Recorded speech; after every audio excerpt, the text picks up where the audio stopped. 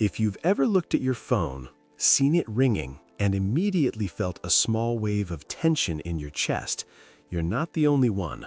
You might even like the person calling. You might even plan to talk to them later. But in that moment, something inside you quietly says, "I'd rather text." It doesn't look like a big deal. It's just a phone call. But this small preference actually says a lot about how your mind works. Because people who avoid phone calls often share a few psychological patterns that most people don't notice. It's rarely about being antisocial, and it's rarely about laziness. More often, it's about control. Not control over people, but control over communication. When you're texting, you can pause, you can think, you can rewrite a sentence before sending it. There's space between thought and response. But a phone call removes that space. Someone asks a question, and your brain has to answer immediately. There's no time to edit your words, no time to soften a sentence, no time to think through every possible interpretation. For some people, that instant pressure feels uncomfortable. Not because they don't know what to say, but because they care too much about saying it the right way. Texting allows precision. You can choose the exact tone you want. You can remove a sentence that sounds too harsh. You can add an emoji to soften something that might otherwise sound cold. Phone calls don't offer that level of control. And for people who tend to think carefully about how they're perceived, that difference matters. Another thing phone calls remove is predictability. When someone sends a message, you can see the topic immediately. You know what the conversation is about before responding. But when the phone rings, there's uncertainty. What do they want? Is something wrong? Is this going to be a long conversation? Your brain starts running possibilities before you even answer. That small uncertainty can create tension, especially for people whose minds naturally scan for potential outcomes. And here's something interesting. Many people who avoid phone calls aren't actually bad communicators. In fact, they're often very thoughtful communicators. They just communicate better in environments where their thoughts can move at their own pace. Writing gives the brain time to organize ideas. Speaking in real time requires something different: quick processing, fast emotional reactions, spontaneous responses. Some people thrive in that environment. Others feel slightly exposed in it. And that feeling of exposure is subtle. It's not panic, it's not fear, it's more like mental pressure. The pressure of responding instantly while also managing tone, emotion, and clarity all at once. So the brain quietly chooses the environment where it feels safer. And for many people, that environment is written communication. But there's another layer beneath this. People who avoid phone calls often have a tendency to overthink interactions. Not just during conversations, but after them too. They replay things they said. They wonder how it sounded. They question whether their tone came across correctly. Now imagine combining that tendency with live, unpredictable conversation. The brain knows there will be no editing, no rewinding, no sentence adjustments, just real-time communication that can't be taken back. So naturally, the mind gravitates toward the format where it feels more stable. Text messages allow reflection.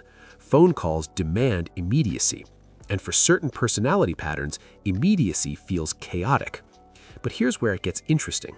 Most people assume avoiding phone calls means someone is shy, or socially anxious, or introverted.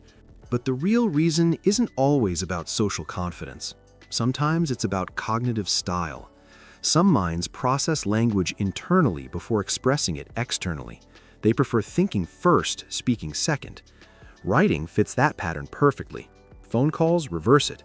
You're expected to speak while thinking at the same time. For people who prefer internal processing, that can feel mentally messy. And there's another subtle reason many people don't realize. Phone calls create emotional exposure. When you speak to someone, your voice carries emotion automatically. Tone, hesitation, pauses, all of it becomes visible to the other person, even if you try to hide it. Text removes that exposure. You can feel stressed, tired, or overwhelmed and still send a calm, neutral message. Your emotional state stays private. For some people, that separation feels safer, not because they're hiding something, but because it allows emotional control. Control over how much of themselves they reveal in a moment.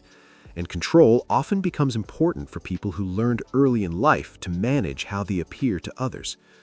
Sometimes this pattern begins in environments where communication feels risky, where saying the wrong thing could start a conflict, where emotions escalated quickly.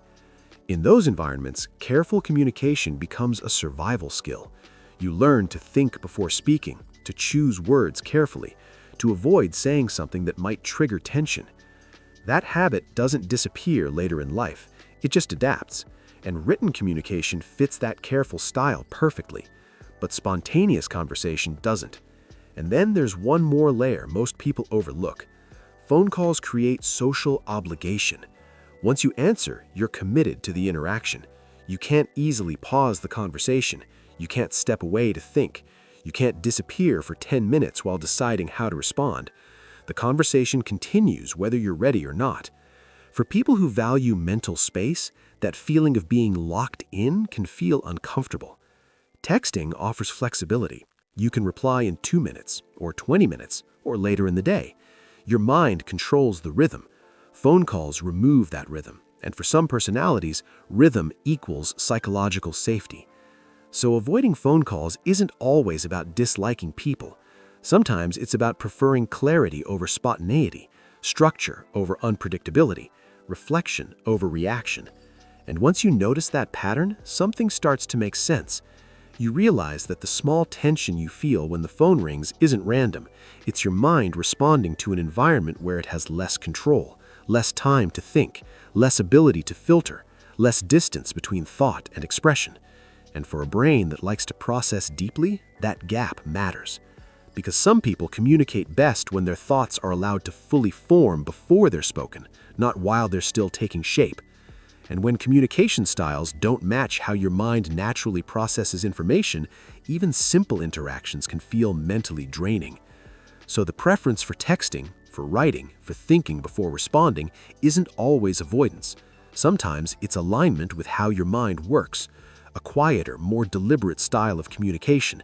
And once you recognize that pattern, the behavior stops feeling strange, it starts feeling logical. Because it was never random, it was a pattern built around clarity, control, and careful expression.